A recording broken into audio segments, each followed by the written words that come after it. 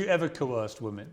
Do you accept that, I mean, as I said to Andrew, that some of the language, even in the things he tweets now, suggests that his idea of how women should be treated is that they effectively are a form of slave to a man? You know, Piers, I really like you, and I sometimes feel you fall for Andrew's little traps, and it's really wonderful to watch, because it's not the things he says, it's the way he says them, and the way he says them can get people very riled up. When I was sitting listening to your interview about women shouldn't work and be taken care of, etc., it actually took me back about 12 or 13 years to an interview I saw, I can't remember, I think it was on ITV, with the late Christopher Hitchens. You probably knew him. I did. I did not know Christopher Hitchens. I think he died way before I became relevant. But he was sitting there with this female journalist, and he's saying, his exact words were, "Oh, I don't want Mrs. Hitchens to be coarsened in the labour market. Why would I want my women coarsened in the labour market? No, if she's with me, she can work if she wants, but she doesn't have to."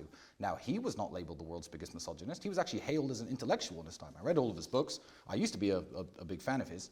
But he said exactly the same thing Andrew said. Exactly the same thing, with different intonations and different tones. And you probably knew him. You didn't attack him back then for saying that, did you? But Andrew, Well, I'm not here to judge. He could get people riled up. Christopher Hitchens is no longer with us, sadly. He was a brilliant man in many ways. I disagree with him about many things, but he's not why I'm here, obviously. Yeah, of course.